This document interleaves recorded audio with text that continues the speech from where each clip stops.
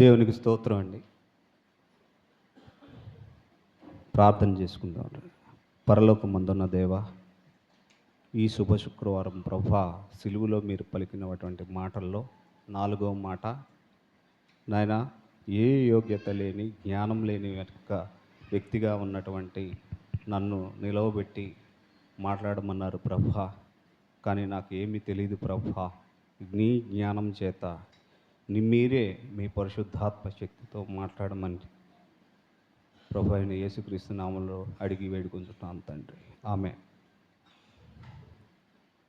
సమయం ఇచ్చిన పాస్టర్ గారికి, సంఘస్థులందరికీ కూడా శుభ శుక్రవార శుభాకాంక్షలు తెలియజేస్తున్నానండి. మత్తయి సువార్త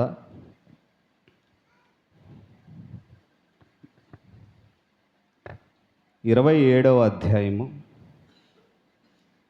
46వ వచనం. ఇంచుమించు 3 గంటలప్పుడు యేసు ఏలీ ఏలీ లామా సబక్తాని అని బిగ్గరగా కేక వేసెను. ఆ మాటకు నా దేవా నా దేవా నన్నెందుకు చెయ్యి విడిచితివనే అర్థం. ఈ వాక్య భాగంలో మరి సిలువలో యేసయ్య పలికినటువంటి 4వ మాట, ఆ మాటలో ఆయన యొక్క ఆర్ద్రత, బాధ, ఆవేదన, వేదన,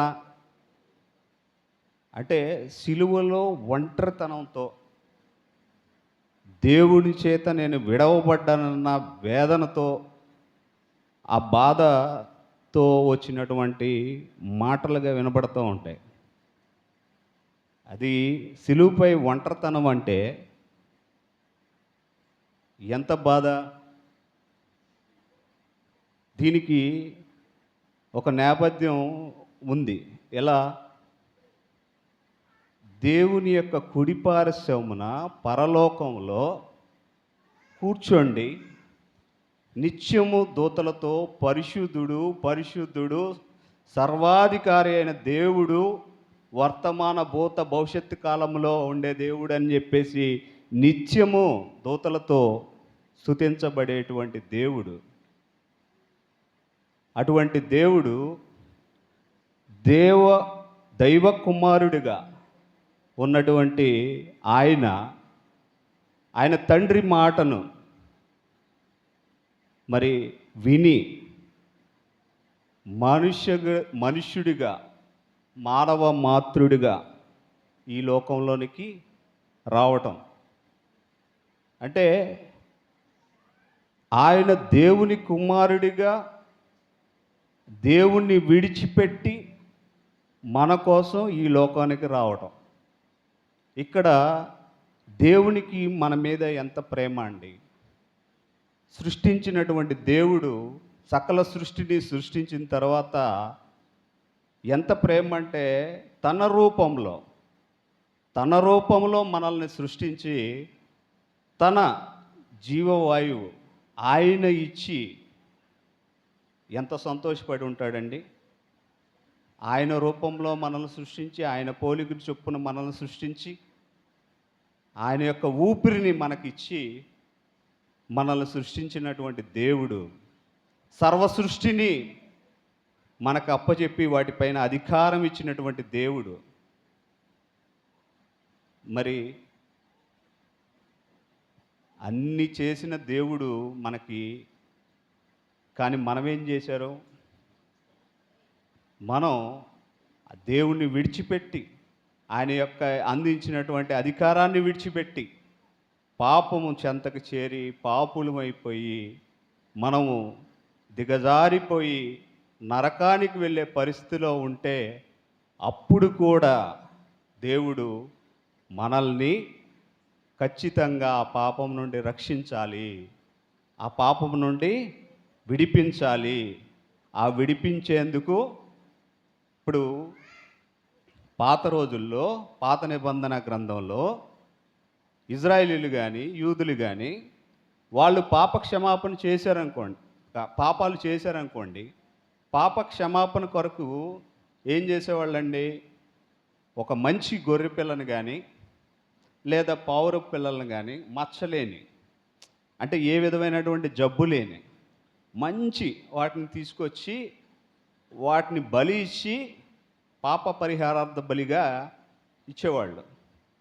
మరి ఒక మనిషి పాపానికే ఒక గొర్రె పిల్ల లేకపోతే ఒక పావురపు పక్షి గనక అయితే, ఈ లోకంలోని ఉన్నటువంటి అందరి పాపుల కొరకు, ఈ లోకంలో ఉన్నటువంటి నీ కొరకు, నా కొరకు, మీ కొరకు, మన కొరకు, మనందరి కొరకు లోక పాపములను మోసుకెళ్ళే దేవుని గొర్రె పిల్ల.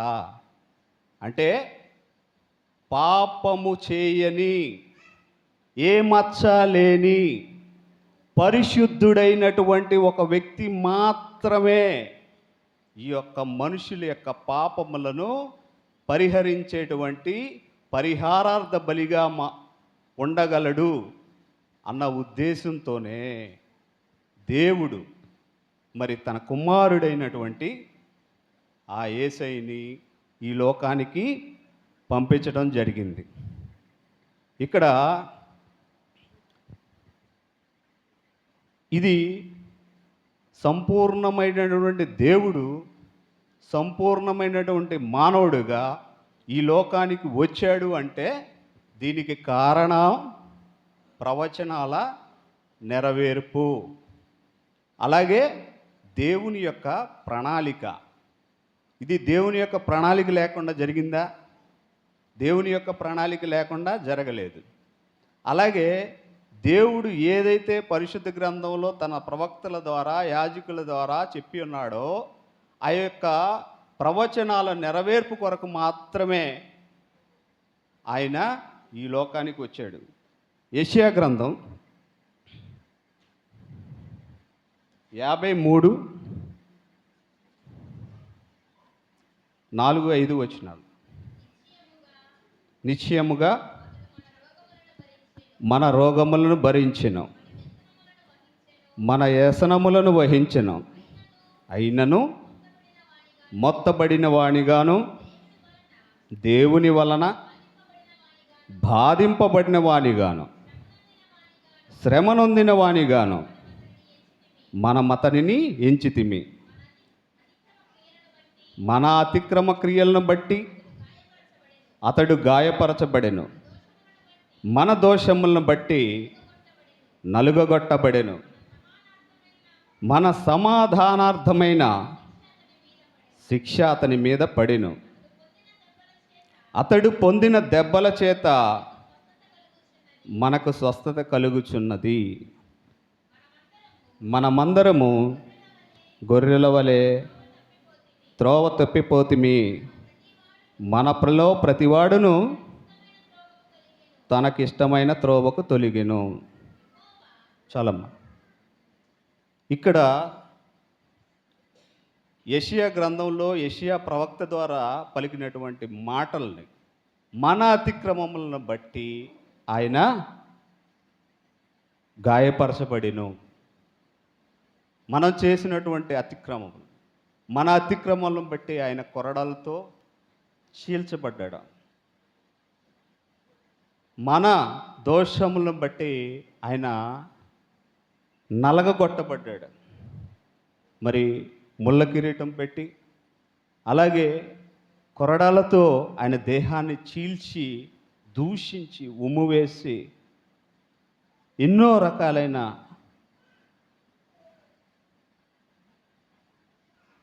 మన పాపాలను బట్టి ఆయన బాధించబడ్డాడు. అది త్రోవ తప్పిపడినటువంటి మన గొర్రెలను మనల్ని రక్షించడానికి ఆయన ఈ యొక్క బాధ. ఒక వ్యక్తి ఇందాకే కారులో వస్తున్నప్పుడు మా ఆవిడ అంటుంది, ఉదయాన్నే తలనొప్పి వచ్చింది, మైగ్రేన్ వచ్చింది నాకు అంటే, కారులో వచ్చేటప్పుడు అన్న తగ్గిందా అని అడిగా. ఇంకా తగ్గలేదు, అసలు ఈ నొప్పి వస్తే చచ్చిపోదాం అనిపిస్తుందంట, చచ్చిపోదాం అనిపిస్తుంది అన్న.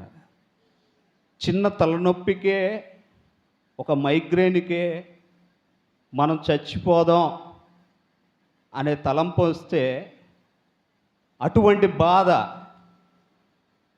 కొరడాలతో చీల్చేసి ముళ్ళ కిరీటం తన తలపై పెట్టి, అంతేకాకుండా అనేక రకాలైన దూషణలు చేసి అతన్ని అపహసించి గేలి చేస్తూ ఎగతాళి చేస్తూ ఉమ్ము వేస్తూ మాట్లాడుతున్నటువంటి పరిస్థితుల్లో ఆయన యొక్క బాధ, ఆయన యొక్క దైవపుత్రుడు అని మర్చిపోయి ఒక మనిషిగా ఆ యొక్క బాధను వ్యక్తం చేసే సందర్భంలో వచ్చినటువంటి మాట, ఏలీ ఏలీ లామా సబక్తాని, దేవా దేవా నన్ను ఎందుకు చేయిడిచావు. అంటే ఆ బాధను వ్యక్తం చేయడానికి ఒక మనిషి, అంటే అప్పటిదాకా నా తండ్రి అనేవాడు నా దేవా అంటున్నాడు.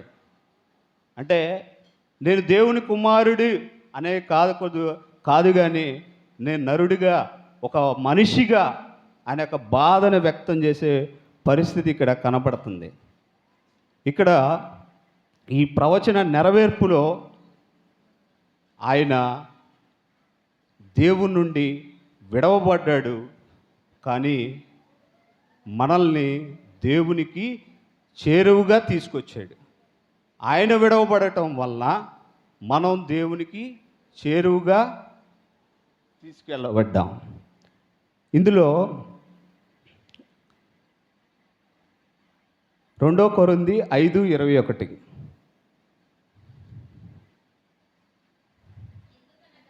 ఎందుకనగా మనమాయన యందు దేవుని నీతి అగునట్లు పాపమెరుగని ఆయనను మన కోసం పాపంగా చేశాను. దేవుని కుమారుడు, పరిశుద్ధుడు, పాపం అంటే ఏంటో తెలియని వ్యక్తి. మరి అలాంటి పాపము అంటే తెలియని ఆ యేసయ్యని మన పాపముల కొరకు పాపంగా చేశాడు. ఇక్కడ అమావాస్య రోజు వస్తుంది. అమావాస్య ఎలా వస్తుందండి? మామూలుగా అయితే మనకు దేవుని సృష్టి ఒక సైన్స్ ప్రకారం అంటారన్నమాట, సూర్యుడికి భూమికి మధ్య చంద్రుడు వచ్చినప్పుడు అమావాస్య వస్తుందంటే, సూర్యుడు లాంటి దేవుడు మరి మనుష్యుడిగా వచ్చినటువంటి యేసయ్యకి మధ్యలో పాపం అనేటువంటి మనం ఉండటం వలన, ఆ పాపాన్ని ఆయన ఎత్తుకోవడం వలన అక్కడంతా కూడా చీకటి కమ్మేసింది, చీకటి వచ్చేసింది. ఆయన ముఖంపై చీకటి కమ్మింది, మరి మనకు మాత్రం వెలుగు వచ్చింది. దేవునికి స్తోత్రం. అట్లాంటి వెలుగును నింపడానికి తండ్రి కుమారుణ్ణి విడిచిపెట్టాడు. మనల్ని పాపం నుండి రక్షించడానికి మరి కుమారుణ్ణి విడిచిపెట్టాడు. కానీ నిన్ను ఎప్పటికీ విడిచిపెట్టకుండా ఉండడానికి ఆయన తన కుమారుణ్ణి విడిచిపెట్టాడు. మన పాపాల కొరకు, మనం చేసినటువంటి అతిక్రమముల కోసం, మన యొక్క దోషముల కోసం మరి ఆయన పడినటువంటి గొప్ప త్యాగం మనమందరం గుర్తుంచుకోవాల్సిన అవసరం ఉంది. ఆయన చేసిన త్యాగం వల్లనే మనం ఎన్ని తప్పులు చేసినా, మనం ఎన్ని అతిక్రమములు చేసినా, మనం ఎన్ని పాపాలు చేసినా కానీ మరి ఈ రోజున మనం సజీవుల లెక్కలో ఉంచి ఉన్నాడంటే ఆయన యొక్క ప్రేమ, ఆయన యొక్క త్యాగం, ఆయన మన పట్ల చూపించేటటువంటి ప్రేమ దేవుడికి ఎంత ఉందనేది మనందరికీ తెలుస్తుంది. కాబట్టి ఇప్పుడు మాట్లాడుతున్న నాతో పాటు, నాతో సహా అందరం కూడా ఆయన యొక్క త్యాగాన్ని గుర్తుంచుకొని అందరం కూడా రక్షణ పొంది దేవుని మార్గంలోకి వెళ్ళాలని, దేవుణ్ణి అనుసరించాలని మనస్ఫూర్తిగా కోరుకుంటూ ఈ యొక్క చిన్న మాటను దేవుడు దీవించునుగాక. ఆమేన్. స్తోత్రం.